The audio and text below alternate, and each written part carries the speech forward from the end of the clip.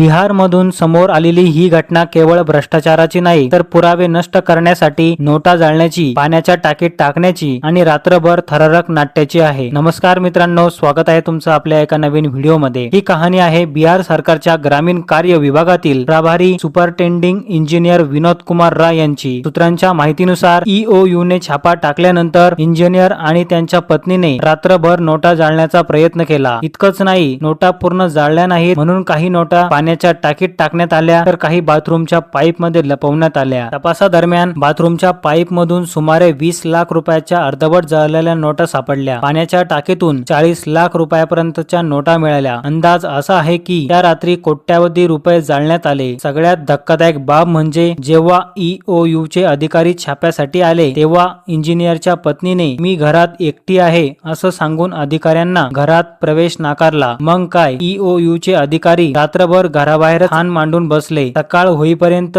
ते वाट पाहत राहिले। आत मात्र नोटा लपवण्याचा, जाळण्याचा आणि पुरावे नष्ट करण्याचा प्रयत्न सुरू होता। तपासात पुढे असं समोर आलं आहे की इंजिनियरच्या घरातून 40 लाखाहून अधिक रोख रक्कम, कोट्यावधी रुपयाची जमीन, कागदपत्रे आणि महागडे दागिने जप्त करण्यात आले। आर्थिक गुन्हे शाखेच्या अंदाजानुसार या इंजिनियरची एकूण चल अचल संपत्ती 100 कोटी रुपयांपर्यंत असू शकते। हा मामला आता ED कडे जाण्याची शक्यता आहे। ही केवळ एका इंजिनियरची गोष्ट नाही, हा प्रश्न आहे सरकारी यंत्रणेतील भ्रष्टाचाराचा, जनतेच्या पैशाचा आणि व्यवस्थेच्या विश्वासाचा। तुमचं मत काय आहे? अशा अधिकाऱ्यांवर कठोर कारवाई व्हायला हवी का? कमेंट मध्ये नक्की सांगा। आणि हो, व्हिडिओ जर आवडला असेल तर चॅनलला जरूर सबस्क्राईब करा। भेटूया अशाच एका माहितीपूर्ण व्हिडिओमध्ये।